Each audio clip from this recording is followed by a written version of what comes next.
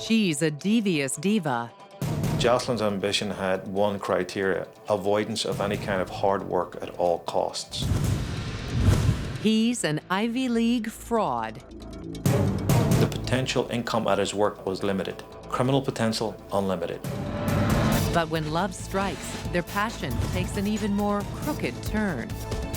They were spending the money on indulging their every whim. And leads to a criminal scheme that will spiral out of control. I think the ego and everything else kicked in. We're living a life, we have control, we have the world at our feet.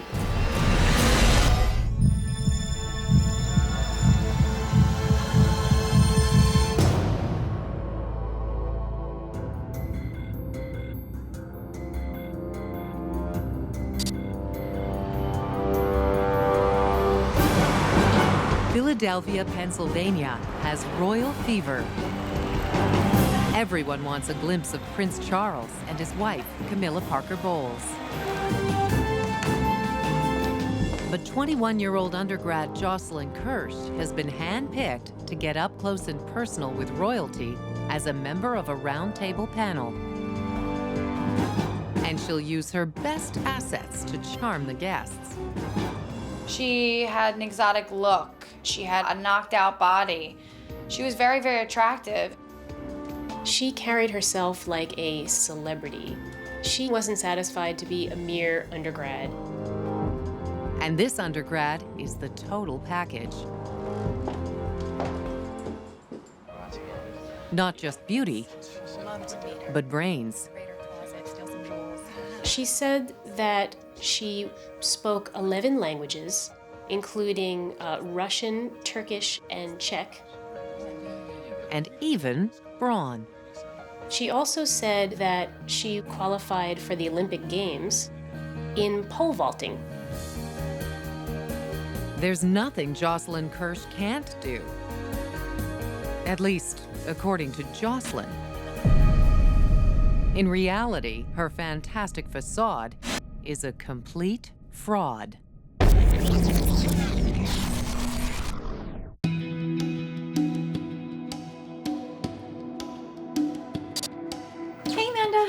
Hi, Jocelyn. Is my dad ready? He's supposed to be taking me to a concert.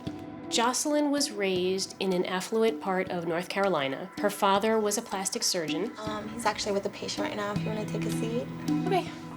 Jocelyn's parents separated and divorced when she was in high school. After her parents' bitter divorce, she rarely sees her father, Lee. Jennifer, wow. Hey. Look at you, you look great. Thank you. Wow. The problem is, Lee is just not that interested in his daughter. Her father was a person who put a lot of premium on physical beauty. Dad. Can't you see I have a patient? She felt that she couldn't really snag his attention. So, sorry about that. That's fine. So you look great. Come on, let's go Thank back. So before her sophomore year in college, Joselyn Kirsch makes a radical decision.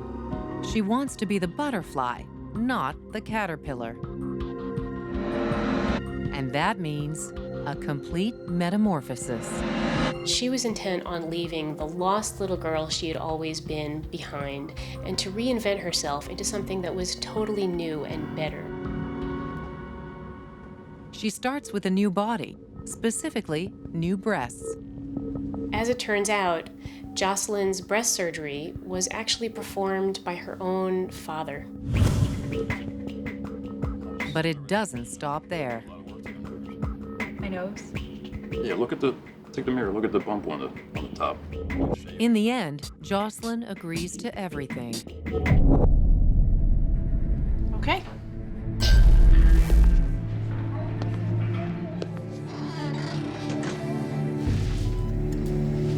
Are you ready? Nothing to be worried about.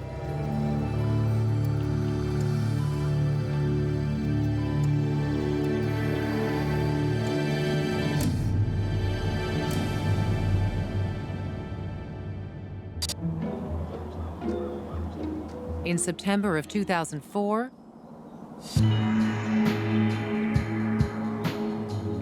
the new and improved Joselyn Kirsch makes her big debut on campus. Yo!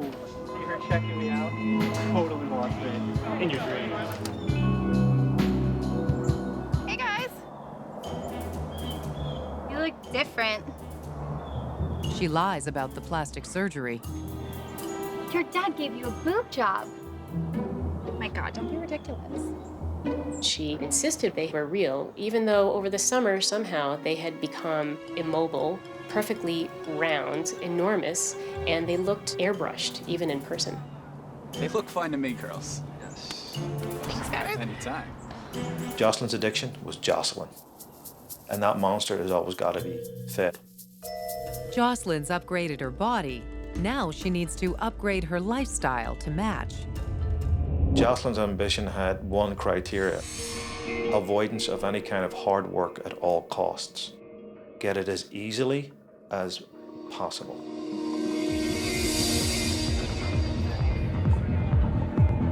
And in 2006, it couldn't get any easier. Jocelyn meets 24-year-old Ivy League graduate Ed Anderton, and he's instantly smitten.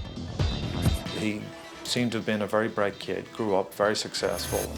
Do you know how to play? Of course, I know how to play. All right, show me. I will. When Ed met Jocelyn, he was working as a financial analyst for a real estate firm. He told her he was making about $115,000 a year. But it turns out, Ed is a liar too. In reality, he was making about half that.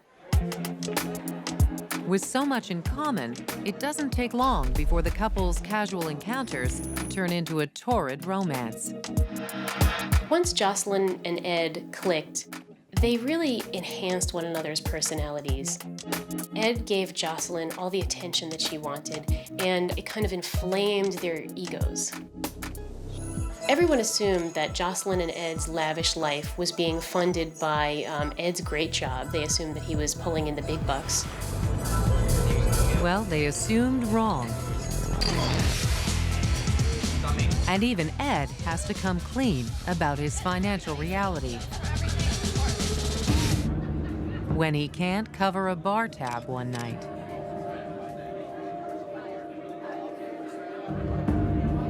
I cannot afford this. You can't afford it. Why not? I don't think I have enough in my card funds. What? Ed may be short on cash, but Jocelyn has a quick solution. I'll take care of it. Why? What are you gonna do? Without missing a beat, Jocelyn steals a credit card from a complete stranger.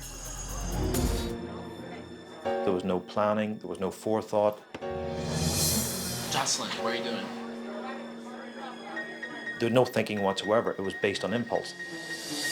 Let's do it now. Can you put it all on that? Yeah, sure thing. Here you go. Jocelyn and Ed have just discovered how easy it is to party on someone else's dime. And they're about to run up an epic tab. Pretty soon, swiping credit cards and IDs becomes a regular hobby. They stole from anybody they literally came in contact with. If it was a social function and they could steal somebody's credit card and driver's license briefly to steal their ID, they did it. In a space of 4 weeks, they used fake application for credit cards and they ran up $19,000 worth of credit. They spend it as fast as they steal it.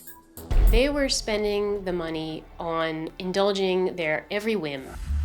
And one of those whims is a $3,000 a month apartment in a posh high-rise known as the Belgravia. Soon, the couple is spending so much time living the high life that Ed begins to neglect his work life. He starts calling in sick on a regular basis.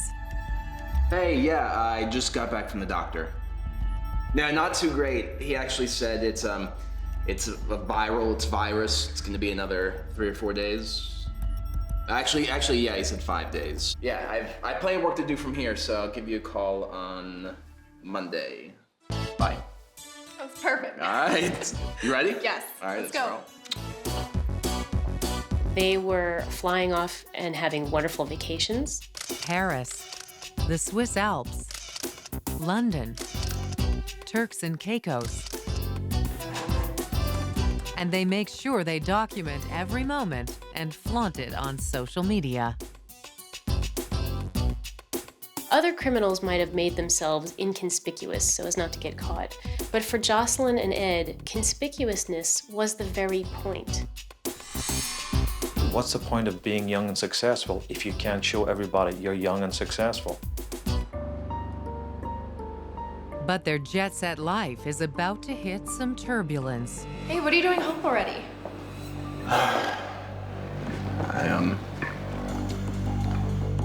I got fired today.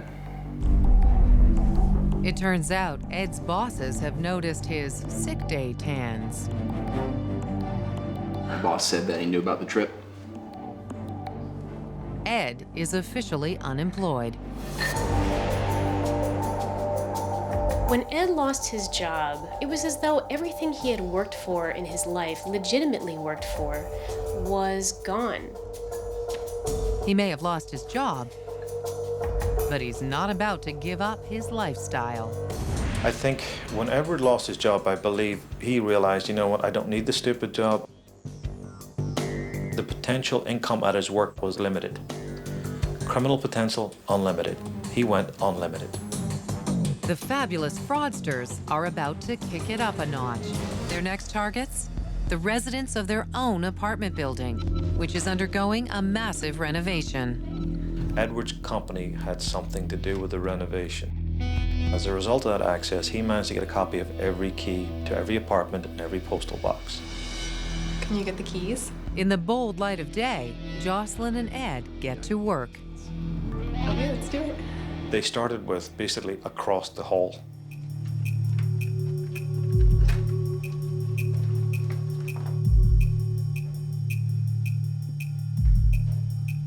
Very carefully entered everybody's apartment.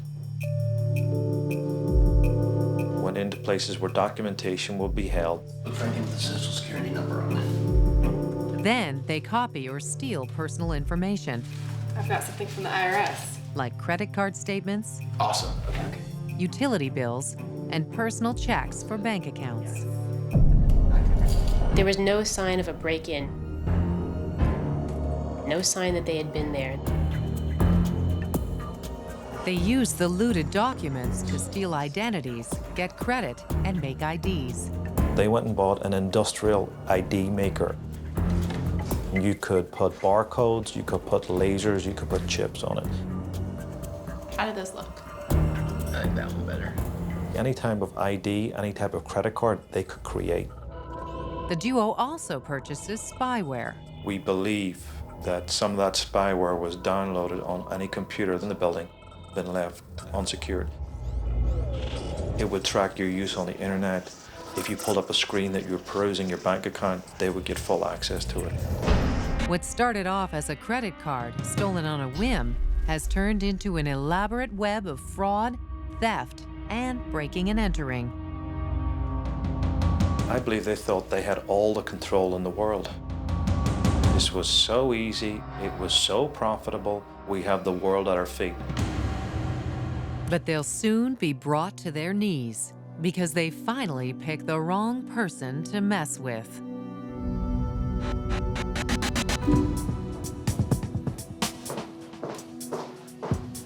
Hi. Jocelyn has decided to treat herself to some hair extensions at a high-end salon in Rittenhouse Square. Can I put this over you? During the consultation, she had said that she wanted her hair extremely long. Is it gonna take long? The process will cost close to $2,000 with a $500 deposit. Some coffee for you or some magazines? But Jocelyn's not worried about the price because she's not paying for it. She's stolen the identity and credit of a woman named Morgan Greenhouse. All right. Looks like you're done. Voila! Looks so good. Good. It looked beautiful. She loved it. It was long, it was dark, it was sexy, just the way she wanted it. Hey! Look at you, that looks great. You like it? Yeah, I like it a lot. Did a really good job, didn't she? Yeah, she did. Just to pay and then we can go. Cool. Jocelyn pays the hefty bill with a fraudulent check. I made it for $1,900. I put a tip in there.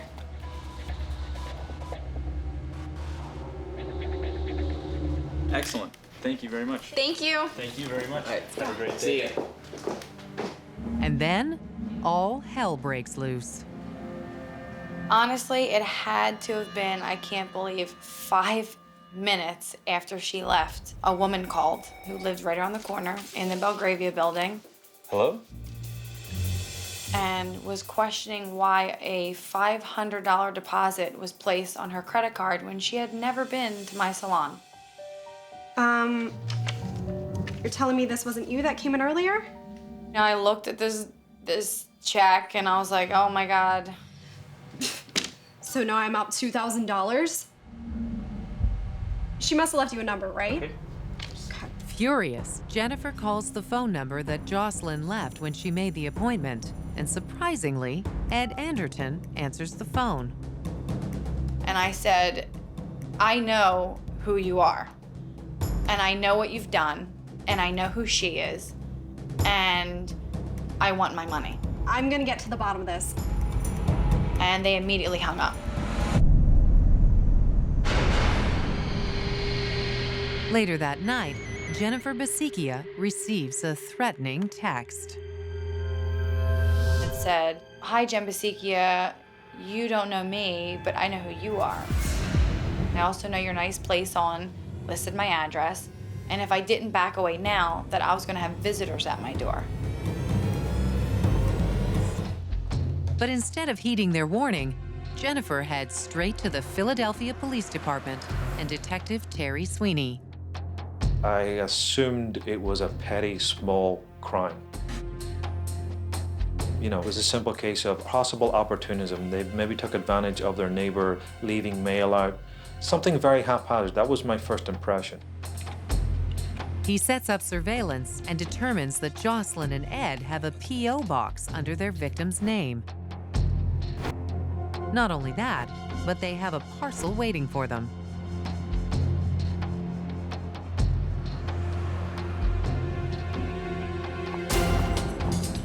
In no time at all, Jocelyn and Ed arrive to pick up the package. Their arrogance was in full flow. They just let you were walking in to claim what they believed were their goods. So we don't have the package right now. They are arrested on the spot. At the police station, stylist Jennifer Basikia identifies Jocelyn Kirsch as the woman who ripped her off.